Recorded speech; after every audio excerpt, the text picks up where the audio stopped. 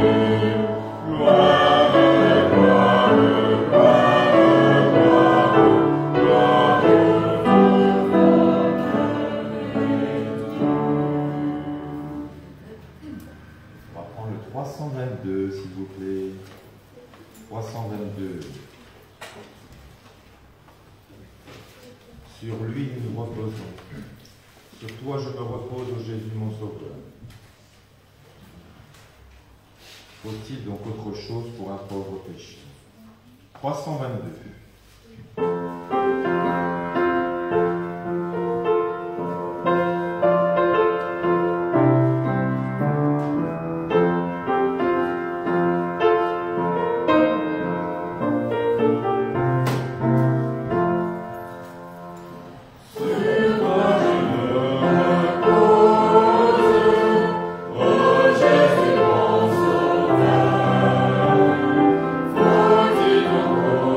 autre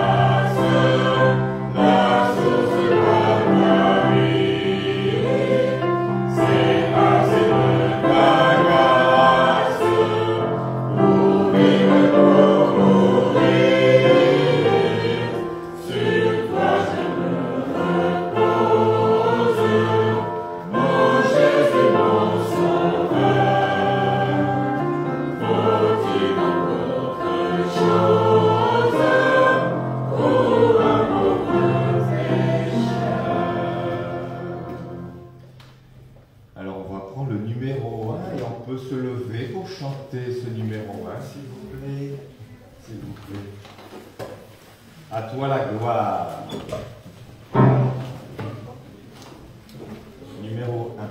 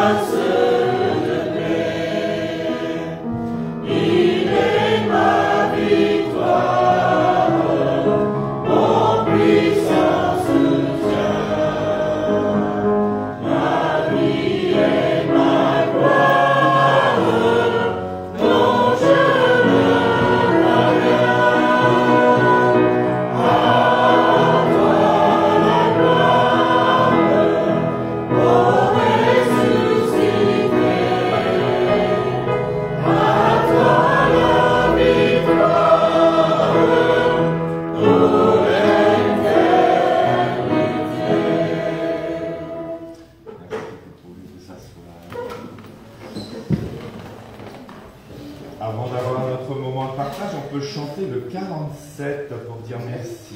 Merci pour cette semaine. Et puis, voilà, vous avez des sujets de reconnaissance pour cette semaine. Donc, pour introduire ce moment de partage, on chante le 47. Merci Seigneur. Merci Seigneur pour ta lumière. Merci pour tous les clairs matins. Merci pour tout. Rendez grâce en toutes choses.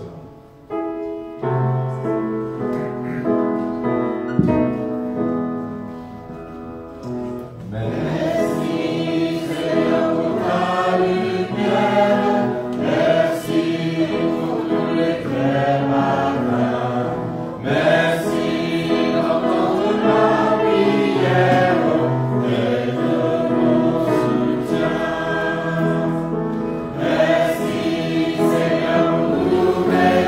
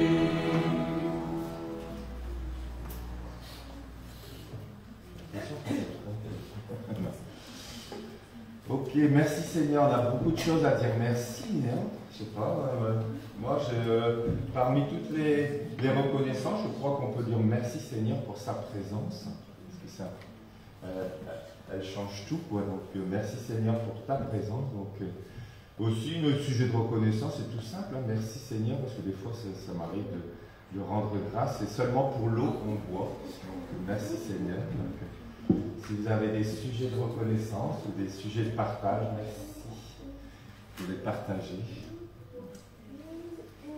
Je vous laisse la parole. Judy. Je remercie le Seigneur pour notre petit-fils Céleste qui est venu voir son mamie et son papy. Elle va être là presque tout le mois de juin.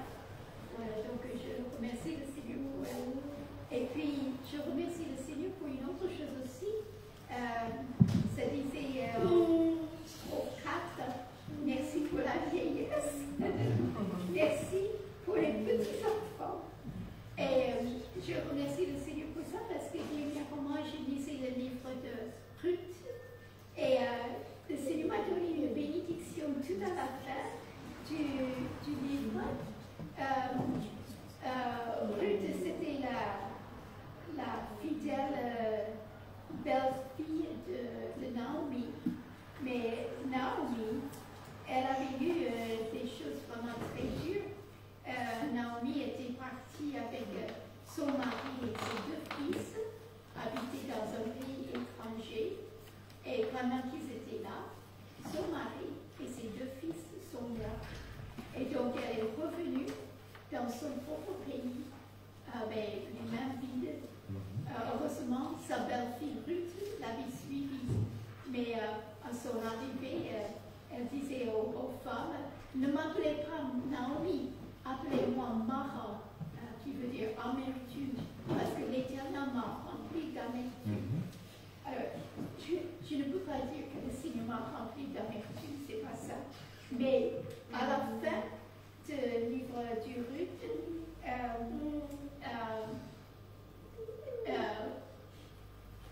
la belle-fille de Naomi a pu se marier avec quelqu'un qui pouvait racheter tout ce qui avait été perdu. Et puis ils ont eu un fils. Et ce fils allait pouvoir poursuivre la lignée de Naomi.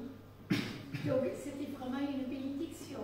Et pour Naomi, les autres disent, béni soit les femmes dirent à Naomi, béni soit l'Éternel qui ne t'a point laissé manquer d'aujourd'hui d'un homme ayant droit de rachat et dont le nom sera célèbre en Israël. Cet enfant restaurera ton âme. Et c'est ce qui m'a fait du bien. Ça restaurera ton âme. Ça m'a parlé particulièrement parce qu'il y a 3 ans, Claudie et moi étions aux États-Unis et on a vu toute notre famille. Et dans ces dernières 3 années, eh bien, nous avons eu plusieurs décès.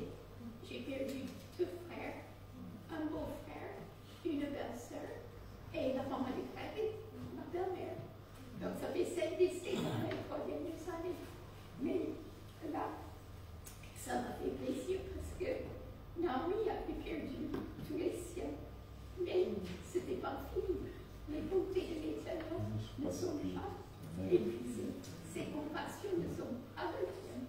Et il avait donné un autre fils, petit-fils, qui allait tout poursuivre. Et puis moi, le Seigneur m'a donné tout de ma enfants. Amen, merci. Les bontés de l'Éternel ne sont pas épuisées. Elles se renouvellent chaque matin. Amen. Oui. Je remercie le Seigneur pour sa grâce et sa bonté qui se renouvellent envers nous. Et j'aimerais bien chanter le 154. 154. Dieu nous donne sa grâce. 154.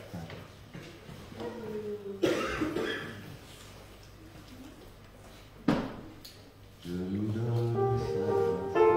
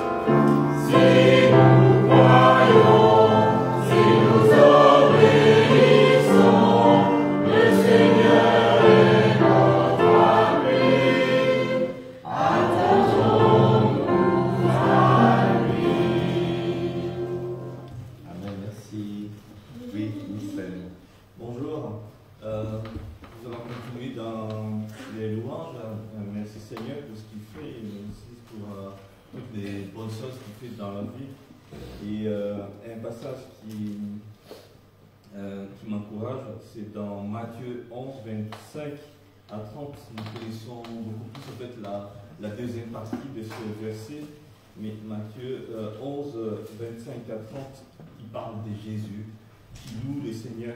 Donc, nous connaissons que Jésus nous apprend comment prier, mais là il donne l'exemple de comment louer. Donc, en ce temps-là, Jésus prit la parole et dit: Je te loue, Père, Seigneur du ciel et de la terre, de ce que tu as caché ces choses aux sages et aux intelligents, et de ce que tu les as révélées aux enfants. Oui, Père, je te loue de ce que tu l'as voulu ainsi. Toutes choses m'ont été données par mon Père, et personne ne connaît le Fils si ce n'est le Père. Personne non plus ne connaît le Père si ce n'est le Fils, et c'est lui à qui le Fils veut le révéler. Venez à moi, vous tous qui êtes fatigués et chargés, et je vous donnerai du repos. Prenez mon joug sur vous et recevez mes instructions, car je suis doux et humble de cœur, et vous trouverez du repos pour vos âmes. Car mon joug est doux et mon fardeau léger.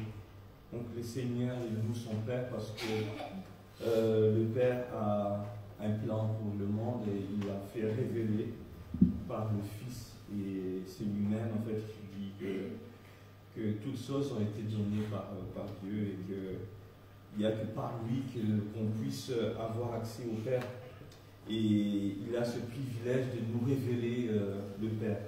Donc Jésus est notre Rédempteur, il est notre révélation.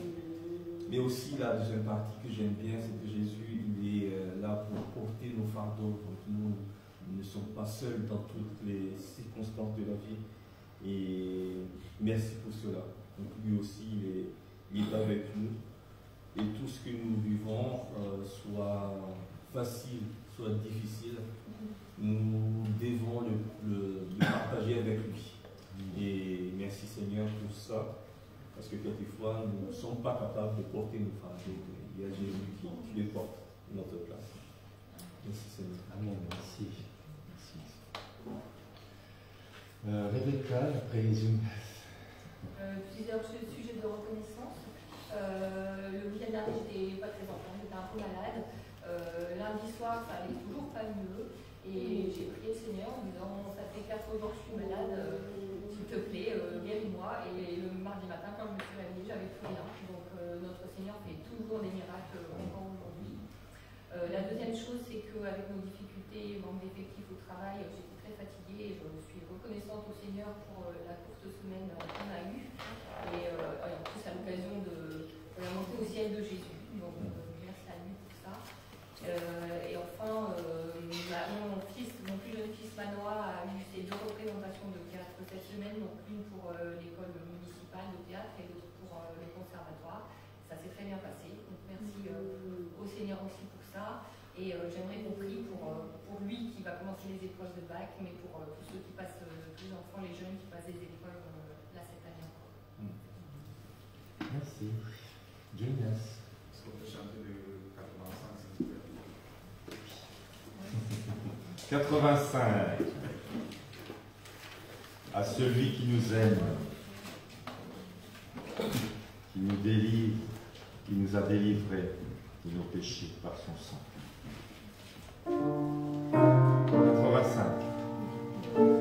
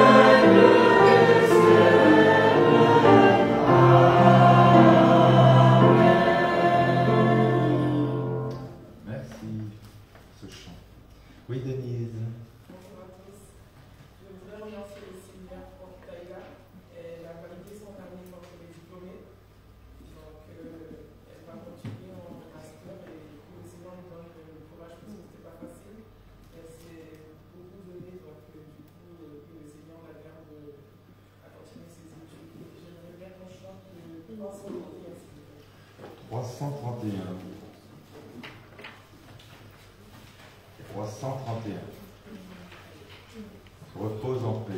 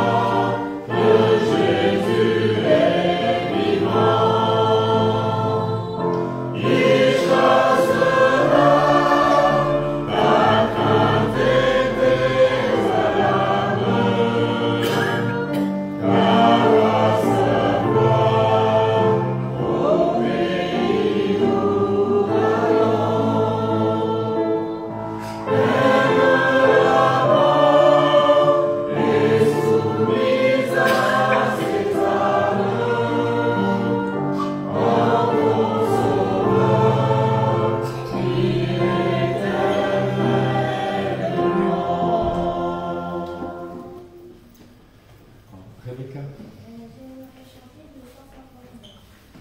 159.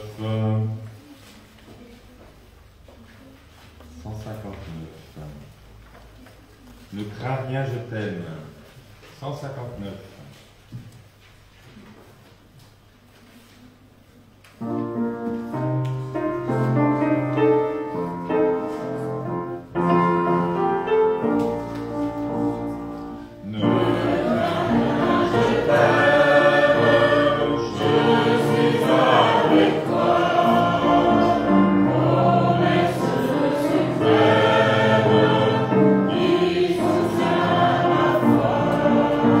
Thank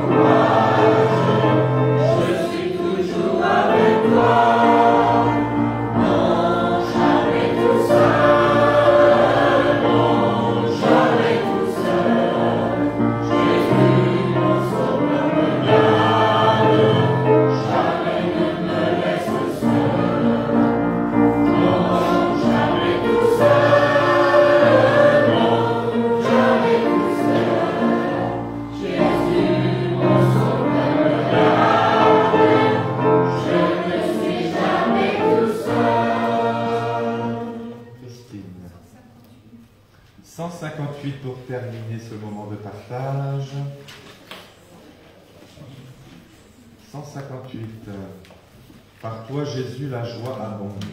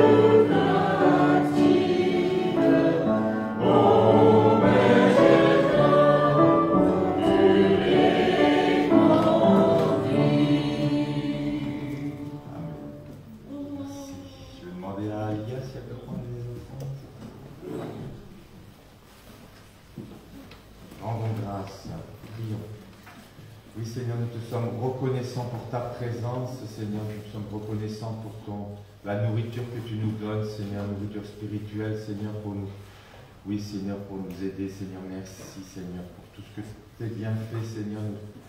Oui, Seigneur, merci pour ta provision physique, Seigneur, et nous te sommes reconnaissants pour cette église que tu nous as donnée, Seigneur. Béni soit ton nom, Seigneur, je te prie maintenant pour ces offrandes, Seigneur, que tu les bénisses, Seigneur. Au nom de Jésus, Amen.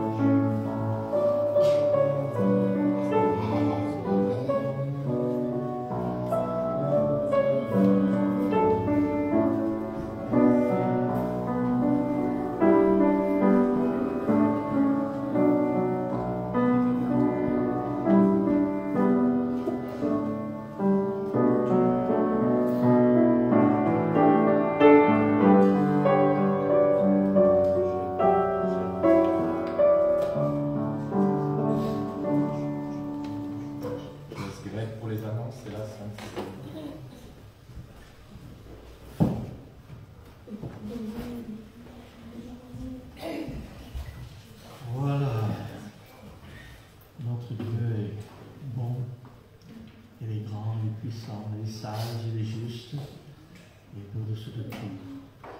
Quelques annonces avant de prendre part à la table du Seigneur. Il y aura la réunion de prière par WhatsApp ou bien sur place, mardi soir à 19h. Et puis le jeudi soir, 20h, l'étude biblique, encore WhatsApp, Facebook, ou bien vous pouvez venir sur place. Donc, et puis la semaine prochaine, dans l'après-midi, il y aura la réunion pour les moniteurs et monitrices de l'école de dimanche. Donc, prévoyez cela la semaine prochaine. Dans l'Épître aux Corinthiens, passage qu'on lit chaque fois, 1 Corinthiens chapitre 11, partie du verset 23, nous lisons: Car j'ai reçu du Seigneur ce que je vous ai enseigné, c'est que le Seigneur Jésus, dans lui fut livré près du pain. Et après avoir rendu grâce, le rompit et dit: Ceci est mon corps qui est rompu pour vous. Faites ceci en mémoire de moi. De même, après avoir soupé, il prit la coupe et dit: Cette coupe est la nouvelle alliance en mon sang. Faites ceci en mémoire de moi toutes les fois que vous en boirez. Car toutes les fois que vous mangez ce pain et que vous buvez cette coupe, vous annoncez la mort du Seigneur jusqu'à ce qu'il vienne. C'est pourquoi celui qui mangera le pain ou boira la coupe du Seigneur indignement sera coupable envers le corps et le sang du Seigneur. Que chacun donc s'éprouve soi-même, et qu'ainsi il mange du pain et boit de la coupe. Car celui qui mange et boit sans discerner le corps du Seigneur mange et boit un jugement contre lui-même. C'est pour cela qu'il y a parmi vous beaucoup d'enfermes et de malades, et un grand nombre sont morts.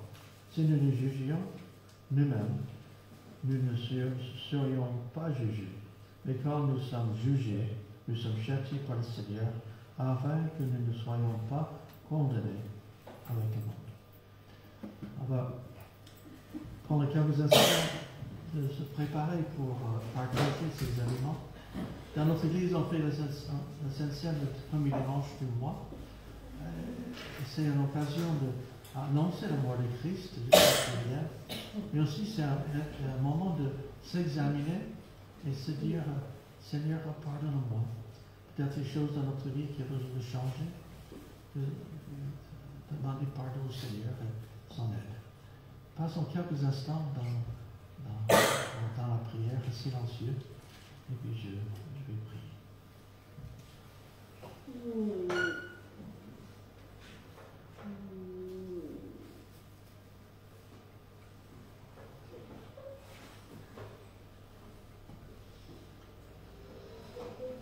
Merci notre Seigneur pour le sang de Jésus qui a été versé sur la croix.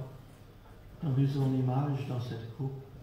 C'est son corps qui a été brisé, qui a souffert, l'image que nous avons dans ce pain. Merci Seigneur parce que tu es au-dessus et que tu nous donnes le salut éternel comme un cadeau. Merci notre Père. Que tu diriges, que tu bénisses, que tu purifies nos cœurs. Seigneur, tu nous laves et tu nous rends purs devant toi. Merci notre Seigneur.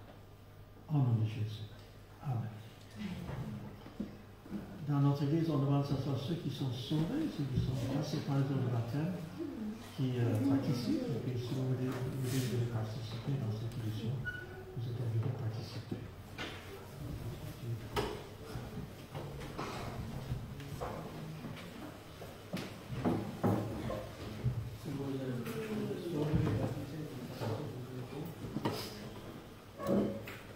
Le pain est l'image de son corps brisé, son corps qui a subi les fouets, les clous, la lance dans son côté. Il a souffert pour nous.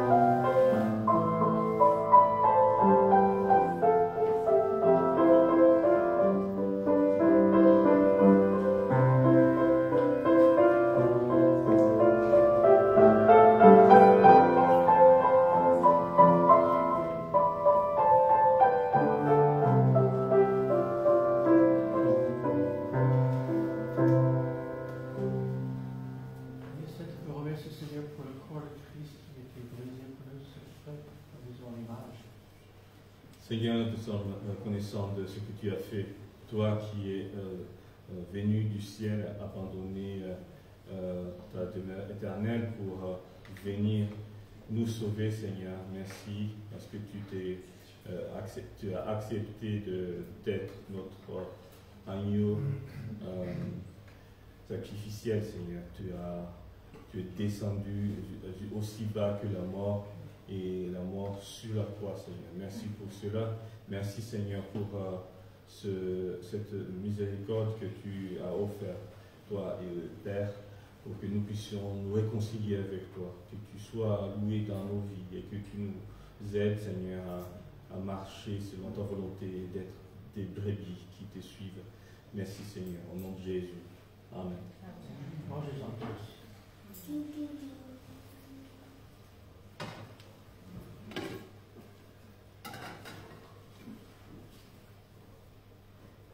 Vous avez une image de son sang versé sur croix de Calvaire.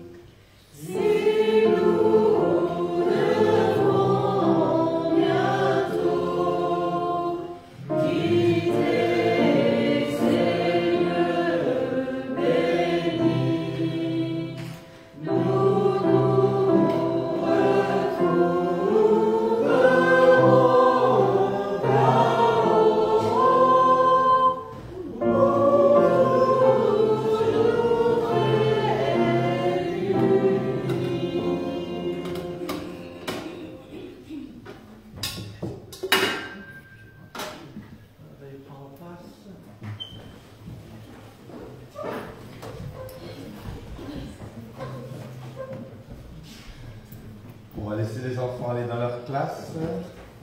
Je laisse pour la suite.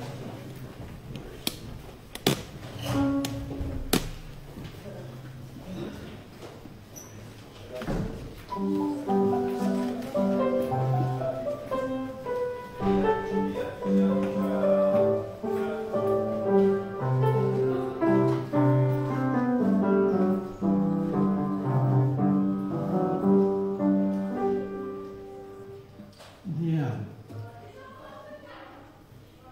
Ok. Donc, on va passer quelques instants dans la prière et puis on va ouvrir la parole. Puis on salue les uns les autres. Merci notre Père pour ce matin, pour ce que tu donnes. Merci pour ta grâce. Merci pour le fait que nous puissions te connaître et savoir qu'un jour nous serons dans ta présence. Merci notre Père. Au nom de Jésus. Amen. Merci notre Père parce que même si nous avons fêté l'ascension de Jésus au ciel cette semaine, nous savons qu'il reviendra un jour pour nous chercher. Merci pour ce qu'il a donné pour nous, sa vie. Il a supporté les péchés de toute l'humanité et pour lui qui était pur, sans défaut, ça a dû être vraiment une épreuve terrible. Mais il a fait par amour pour nous et nous en sommes très reconnaissants. Nous voulons remettre entre tes mains tous nos proches, toutes nos familles qui ne te connaissent pas encore et où certains te cherchent, soit sur leur chemin et parle-leur pour qu'ils puissent comprendre le sens de ta parole. Soit avec chacun de nos jeunes, de nos enfants qui vont passer des épreuves dans les semaines qui viennent. Donne-leur la sagesse et la concentration pour réussir au mieux. Au nom de ton Fils Jésus. Amen. Amen. Oui, Seigneur, merci pour ce moment de prière. Merci pour ta bonté, ta fidélité envers nous. Merci pour toutes tes bénédictions envers Rebecca, Seigneur, que tu l'as guérie cette semaine, Seigneur. Merci aussi pour le spectacle de Manoa, Seigneur, et que tu sois toujours avec lui, Seigneur, pour le bac qui va arriver, et pas que lui, mais il y a les autres jeunes de cette église aussi, Seigneur, que tu sois avec eux tous, Seigneur. Et Seigneur, je te remercie aussi durant toutes ces 3 années pour Greg et Judy, ce qui s'est passé, Seigneur. Merci pour cette paix que tu as donnée dans le cœur de Judy, Seigneur.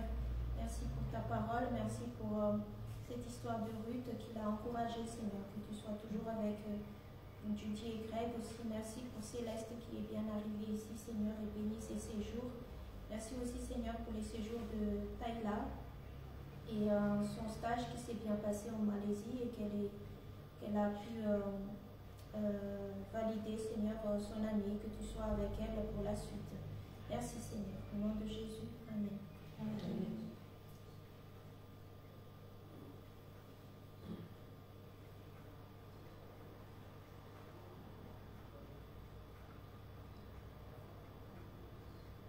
Oui, Seigneur, merci pour tes bontés envers nous. Et merci que Jésus est venu pour régler notre grand problème une fois pour toutes et que c'était suffisant. Merci, Seigneur. Au nom de Jésus.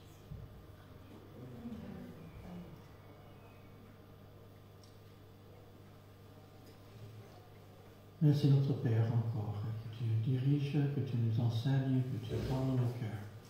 Au nom de Jésus. Amen. Depuis ma jeunesse, on m'a parlé du retour de Christ.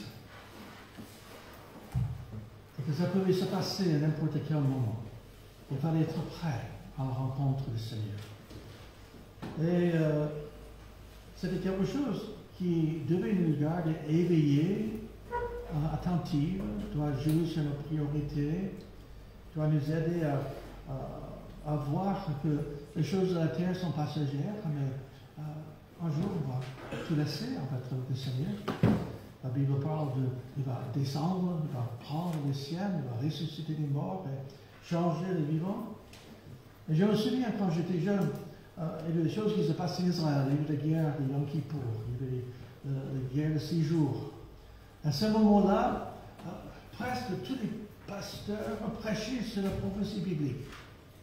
Et je me souviens, j'étais au lycée à un moment donné, même pas au lycée, j'étais au collège à peu près, et je me suis dit, bien, je ne vais pas pouvoir finir le lycée avant que Christ revienne.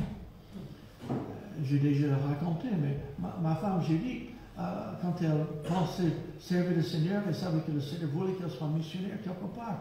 Et elle voulait aller maintenant parce que si elle fait 4 ans d'école biblique, 2 ans de langage, 5, 6, 7 ans, Jésus serait de retour. Mais il y avait cette idée que Christ pouvait revenir. Et c'est dans cette anticipation qui motivait les chrétiens à agir et de ne pas s'attacher aux choses de la terre parce qu'on allait tout laisser d'un instant à l'autre.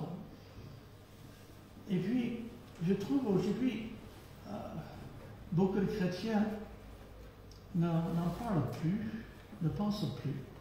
Et je pense que de temps en temps, c'est bien de nous rappeler que le Seigneur va revenir. 2 Pierre, chapitre 3, on va voir beaucoup de versets ce matin. Versets 1 à 5.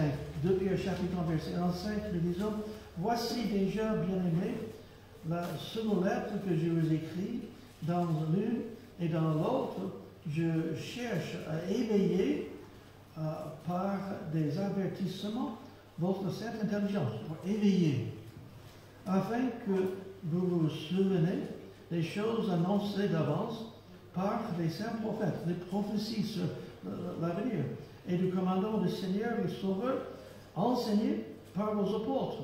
Sachez avant tout que dans les derniers jours, il viendra des moqueurs avec des railleries et marchant selon leur propre convoitise. Ils disent, où est la promesse de son avènement? Car depuis que les pères sont morts, tout demeure, comme dès le commencement et de la création.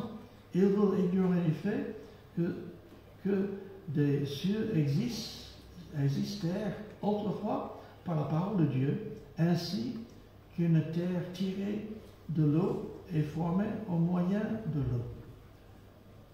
Les moqueries, des gens qui disent Christ, on dit qu'il va revenir et il n'est pas revenu, et ça fait 2000 ans. Bientôt ça ferait 2000 ans depuis que Jésus il aurait dit à ses disciples, je m'en vais au ciel, je prépare une place et je reviendrai vous chercher.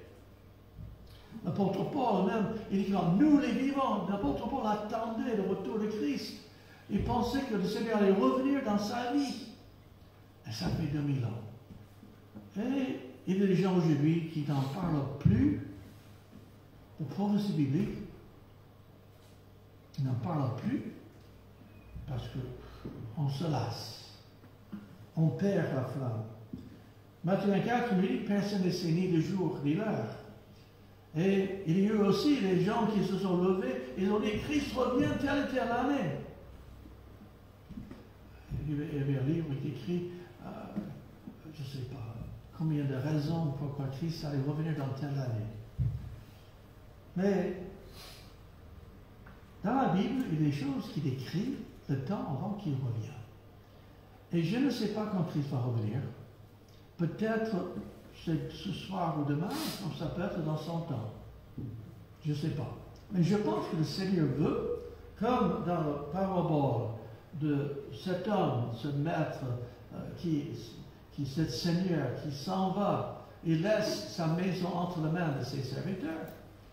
Mais le serviteur ne sait pas à quelle heure le maître revient.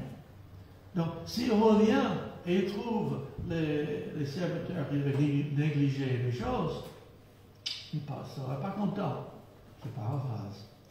Mais s'il revient tout à l'heure, il va féliciter son serviteur, ou ses serviteurs. Donc, est-ce que nous vivons dans l'espérance qu'un jour, Christ va venir et que les choses mondaines, ça ne sert à rien et n'est que ce qui fait pour le Seigneur qui va compter pour l'éternité. Est-ce que nous vivons? Donc, j'aimerais rapidement sortir un certain nombre de chose qui me fait croire qu'on s'approche de plus en plus et que ça peut être n'importe quand. Et ce sont des choses, oui, on en a parlé depuis longtemps, mais Matthieu 24 qui parle de cette période qu'on appelle la tribulation, de Matthieu 24, et verset 6.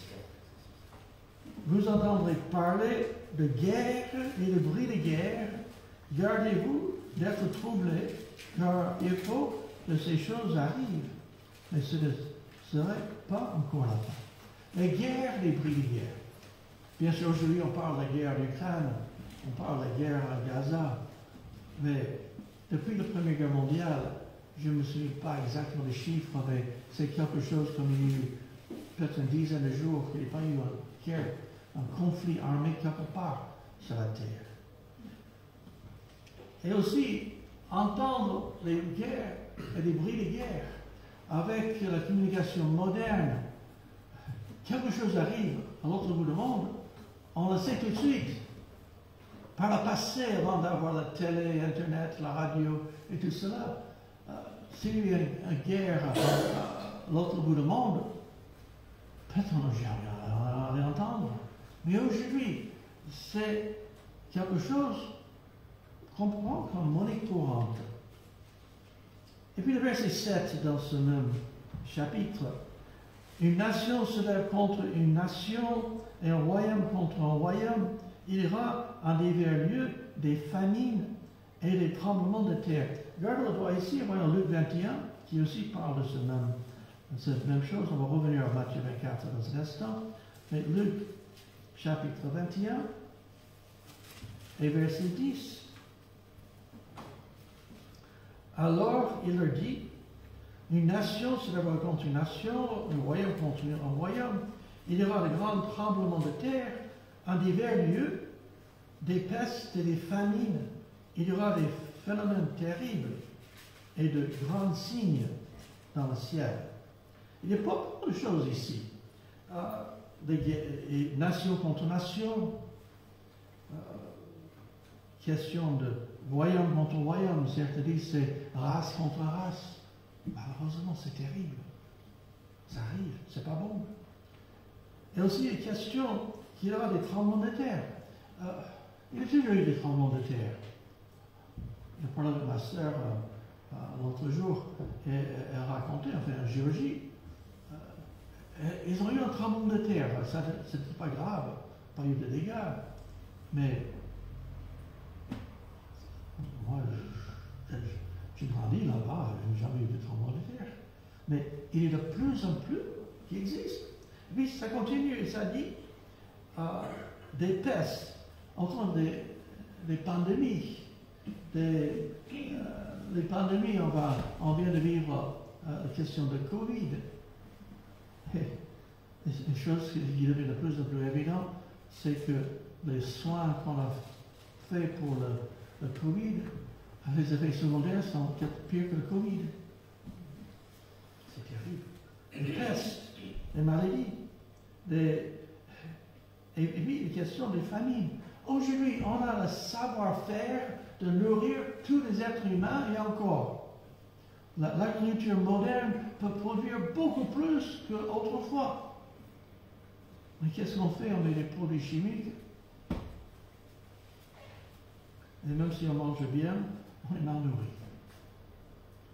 Enfin, et puis, une question, il y aura des phénomènes terribles. Et les grands signes dans le ciel. Ce que je remarque depuis un certain temps, on nous parle des ovnis, de plus en plus. Moi, je pense que les ovnis, c'est des influences démoniaques, mais ça, c'est moi qui le pense. Il y a d'autres. Mais ce sont des choses qui vont en augmentant. Et ça va attirer notre attention. La médecine moderne est fantastique, mais on se rend compte qu'ils guérissent là, mais quelques autres arrivent là-bas. Revenons à Matthieu 24, versets 9 à 10. Alors, on vous livrera au tourment, et l'on vous fera mourir, et vous serez haïs de toutes les nations, Israël est haï de plus en plus à cause de mon nom. Alors aussi plusieurs succomberont et se trahiront et haïront les uns les autres. Plusieurs faux prophètes se lèveront et ils séduiront beaucoup de gens. Encore des faux prophètes, des persécutions. Vous savez quelle est la religion la plus persécutée dans le monde?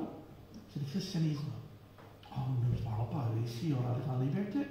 Vous allez dans certains pays islamiques et les chrétiens ils souffrent. Ils sont même tués. Vous allez dans un corridor, vous êtes croyant, vous êtes chrétien, ça coûte cher. Puis on continue. Verset 12. Et parce que l'iniquité sera accrue, l'amour du plus grand nombre se refroidira.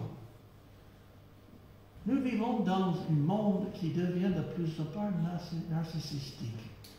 Tout est basé sur soi-même. Tout se dirige vers moi, et tant pis pour les autres. L'amour se refroidit. Il l'a dit. Le plus grand nombre se refroidira. C'est terrible. Sautons jusqu'au verset 32. Instruisez-vous par une comparaison tirée du figuier, dès que la branche devient tendre et que les feuilles poussent, vous savez que l'été est proche. De même, quand vous verrez toutes ces choses, sachez que le Fils de l'homme est proche à la porte. Je vous le dis en vérité, cette génération ne passera point que tout cela n'arrive. Le ciel et la terre passeront, mais mes paroles ne passeront pas. Il est plein de prophéties dans la Bible, dans l'Ancien Testament, qu'on découvre que Israël, cette nation d'Israël, ils allaient être pourchassés. Et en l'an 70, c'est arrivé, c'était écrit dans l'Ancien Testament, ça devait arriver. Et qu'il y a des prophéties dans l'Ancien Testament qui parlent à la fin des temps qu'Israël serait ramené dans leur pays. En 1948, mois de mai 1948, Israël en tant que nation est rené dans l'incrédulité. Dans le plan de Dieu, un jour, ils vont reconnaître celui qu'ils ont percé. Nous dit le livre de Zacharie. Mais ce que je remarque, c'est que dans ce passage, il est question de figuier. Souvent dans la parole, le figuier est l'image d'Israël. Et on ne sait pas quand le Seigneur va revenir. Je ne fixe pas de date. Comme j'ai dit, pendant la Deuxième Guerre mondiale, il y avait des chrétiens qui étaient convaincus que Adolf Hitler était l'Antichrist. Il était terrible. La Bible écrit l'Antichrist serait pire. Mais ce que je remarque, c'est que Israël dans le pays est un signe qu'on s'approche de l'accomplissement des prophéties bibliques. En Thessaloniciens chapitre 5, en Thessaloniciens au chapitre 5 et verset 3, nous lisons: quand les hommes diront paix et sûreté, alors une ruine soudaine les surprendra, comme les douleurs de l'enfantement surprennent la femme enceinte, et ils n'échapperont point. Vous, les dames qui ont eu des enfants, quand le moment vient, ça s'approche, vous commencez à avoir des contractions, un peu, et ça s'empire. C'est plus fort. Et puis avant que le bébé arrive, ça est très fort, et encore, et puis le bébé arrive. C'est pas aussi biblique. Oui, on peut dire à travers toute l'histoire, on peut voir l'accomplissement de certaines de ces choses.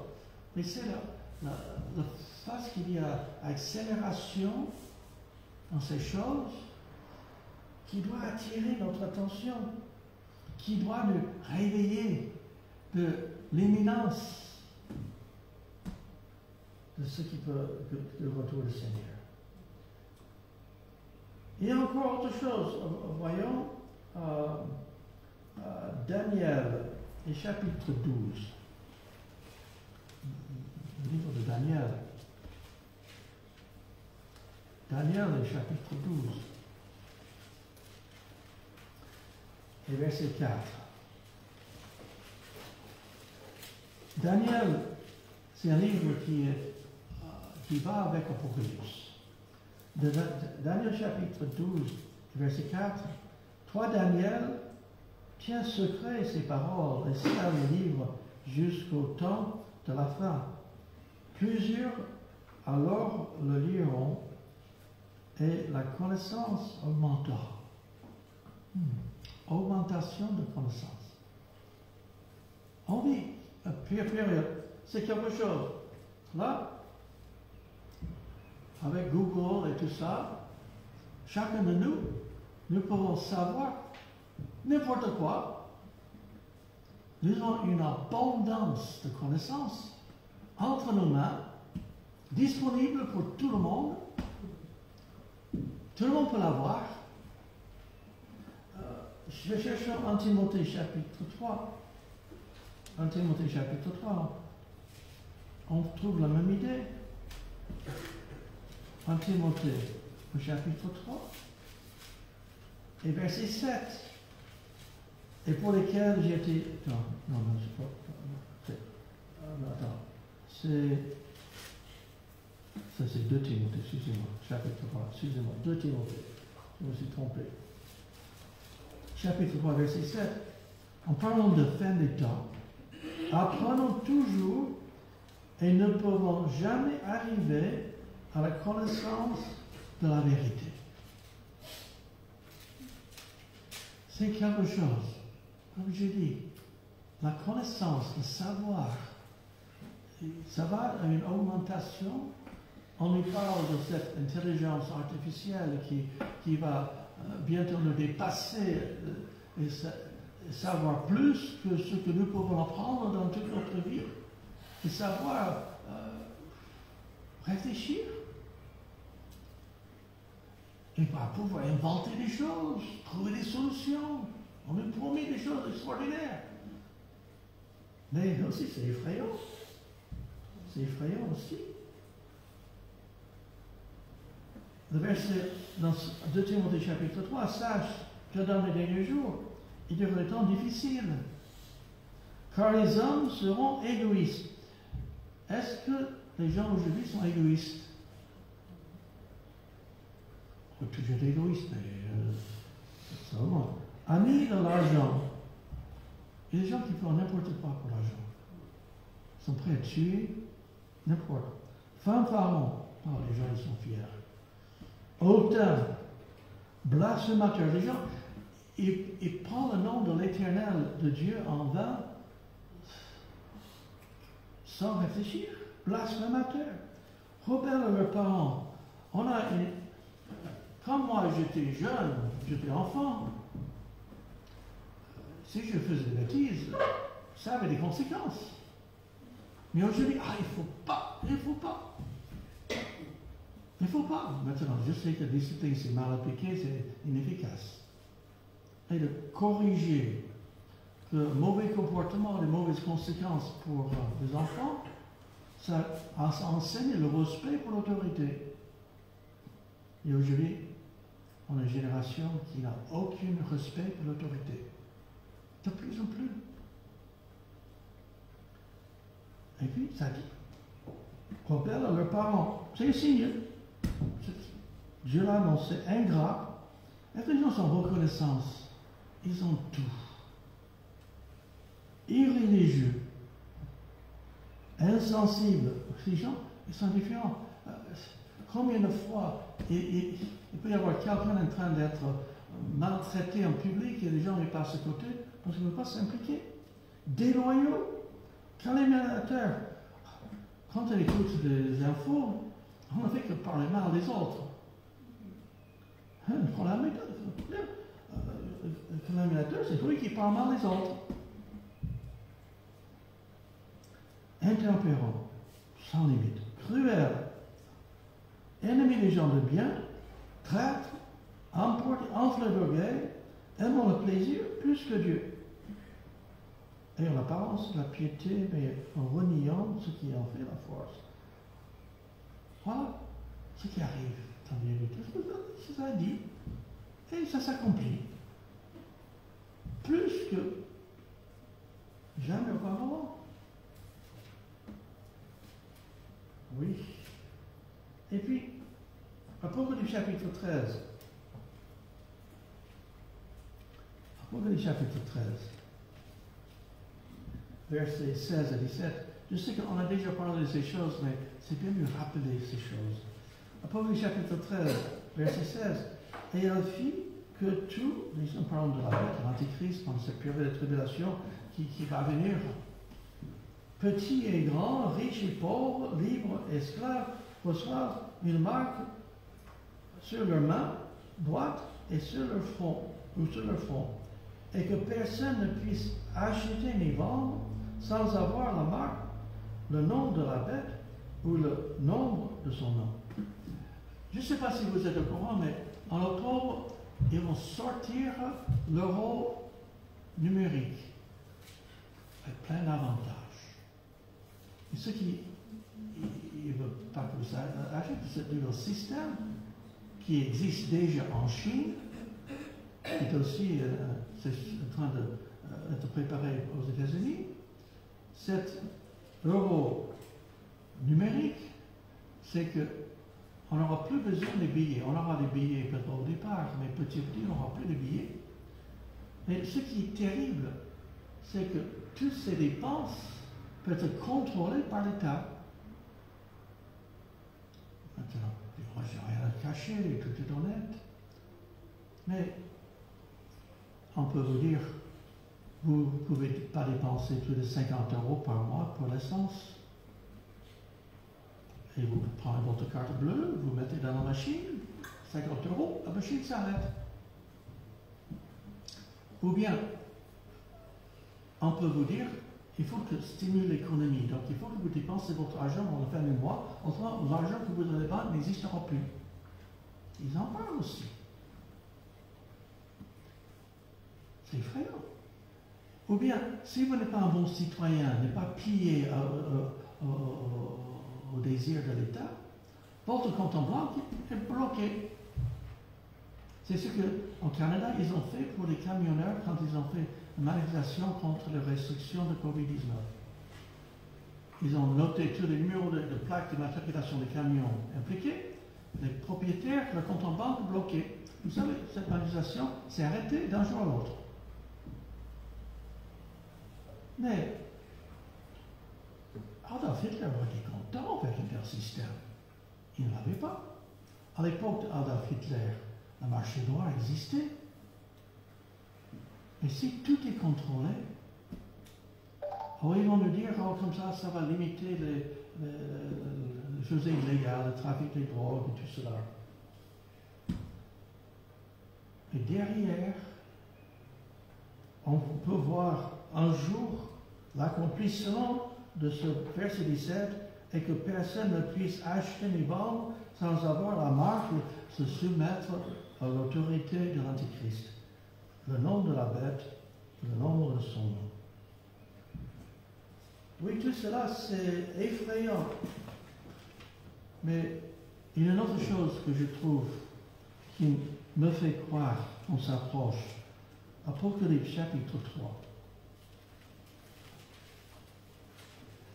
Quand on étudie les 7 églises d'Apocalypse, il y a un parallèle étonnant entre chacune de ces 7 églises et historiquement l'histoire de l'Église. Que dans le même ordre chronologique de ces 7 églises, ça correspond à la période de temps dans l'histoire de l'Église qui était les persécutions qu'il y a eu et tout ça. On arrive aux dernières églises, l'église de Laodicée. L'église de Laodicée, pour moi, ça représente l'église, le christianisme, avant le retour de Christ pour enlever son Église. Et on voit dans ce passage, verset 14, écrit à l'ange de l'Église de Laodicée, voici ce que dit l'Amen, donc c'est Jésus, le témoin fidèle et véritable, le principe de la création de Dieu. Je connais tes œuvres, je sais que tu n'es ni froid ni bouillant. Ni froid ni bouillant. Ni froid ni bouillant. Entre les deux, puisses-tu être froid ou bouillant, ils sont tièdes. Ainsi, parce que tu es tiède, nous vivons une période de christianisme tiède. On ne veut pas être extrémiste dans ceci ou cela. Que tu es froid, tu n'es ni froid ni bouillant, je le vomirai de ma bouche. Ce christianisme aujourd'hui, ça rend le Seigneur malade. Parce que tu dis, je suis riche. Aujourd'hui, on prêche l'évangile de prospérité. C'est un mensonge. Vous êtes riche. Je me suis enrichi. Et je n'ai besoin de rien. Parce que tu ne sais pas que tu es malheureux, misérable, pauvre, aveugle et nu. Spirituellement, l'Église d'aujourd'hui ne porte pas une zèle pour le Seigneur. Je te conseille d'acheter de moi de l'or éprouvé par le feu, afin que tu deviennes riche spirituellement. Riche spirituellement. Et des vêtements blancs, la pureté, pas salis par le péché, afin que tu sois vêtu et que la honte de ta nudité ne paraisse pas un collier pour rendre des yeux des gens. Ils sont aveugles spirituellement. Afin que tu vois, moi, je prends et je châtie tous ceux que j'aime et donne du zèle et repentre. Voilà une dernière signe qu'on va voir ce matin. L'Église tiède. Que nous ne soyons pas une Église tiède. Que nous soyons zélés pour le Seigneur. Que nous aimons le Seigneur. Que nous ne nous laissons pas salir par le péché. Que nous n'ayons pas des priorités simplement matérialistes. Ce n'est pas un péché d'avoir les choses. Et que nous vivions pour le Seigneur, pas pour les richesses. Le rôle du Seigneur s'approche. Je ne sais pas quand. Moi, j'attends que ce soit n'importe quand. Il y a certains qui pensent au milieu de la tribulation, d'autres à la fin. Chacun peut croire comme il veut, mais moi, je pense que les hommes de notre Paul, nous les vivants, restez quoi au retour du Seigneur. J'espère que cette espérance de se retrouver avec le Seigneur est une consolation. Que ça on ne doit pas vivre dans la peur, dans la crainte. Mais la Bible annonce des choses terribles, mais notre Dieu est plus grand et plus puissant. Ce n'est pas la peur, mais que nous ayons l'amour pour le Seigneur, l'amour pour les uns les autres, aimer Dieu de son cœur, son âme, son esprit, aimer son prochain comme lui-même. Est-ce qu'on est prêt pour aller à la rencontre du Seigneur? La première chose à savoir, c'est que pour être prêt, il faut être sauvé. Pour être sauvé, il faut croire au Seigneur Jésus. Ce n'est pas les œuvres, les mérites. C'est Christ lui-même qui est mort sur la croix, qui a payé nos péchés pour nous racheter. Il a payé le prix. Il savait d'avance qu'il allait mourir sur la croix pour payer nos péchés. Il l'a fait par amour pour nous. Et nous devons l'aimer en retour. Nous sommes sauvés par la foi en Christ, pas par nos mérites, pas par nos œuvres. En venant au Seigneur, on dit, Seigneur, je suis un pauvre pécheur, pardonne-moi, donne-moi le salut. Là, le salut est offert comme un cadeau gratuit qu'on ne mérite pas. Oui, le Seigneur nous sauve pour les bonnes œuvres, mais les bonnes œuvres ne nous sauvent pas. Prions le Seigneur. Seigneur, D'abord, s'il y a quelqu'un ici qui ne te connaît pas, qui se tourne vers toi par la foi, t'appeler pour être sauvé, par la foi, il t'accepte comme le sauveur, le seul moyen de sauver. Et Seigneur, pour tous ceux qui te connaissent, Seigneur, que tu nous aides à ne pas être des chrétiens tièdes, mais que nous soyons enflammés pour toi, que nous vivons pour toi d'une façon qui te glorifie, et cela pour toujours. Et Seigneur, oui, nous vivons des temps qui se préparent pour ces événements qui sont annoncés à la fin des temps. Et nous voyons les précurseurs. Et Seigneur, que nous soyons pas dans la peur, dans la crainte, mais dans la paix, en sachant que tu viens nous chercher. Merci, notre Père. Au nom de Jésus. Amen. Bien. Chantons.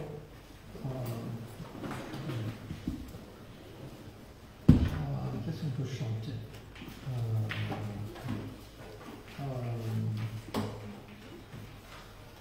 Est-ce que quelqu'un a une suggestion?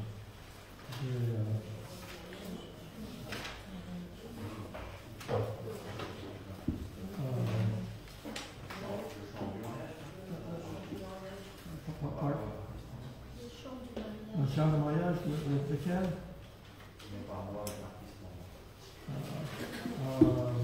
Est-ce que j'ai des paroles? Non, pas moi, mais pour Christ à moi.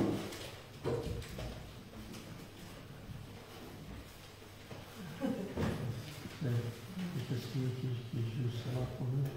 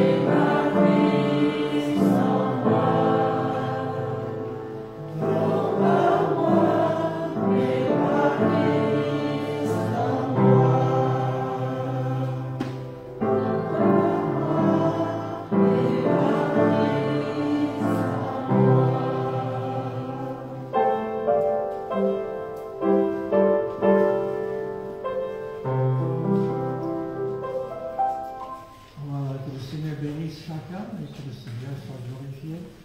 Et ça, soyons prêts. Quand le Seigneur revient, qu'on soit en attente, en attendant qu'il vienne.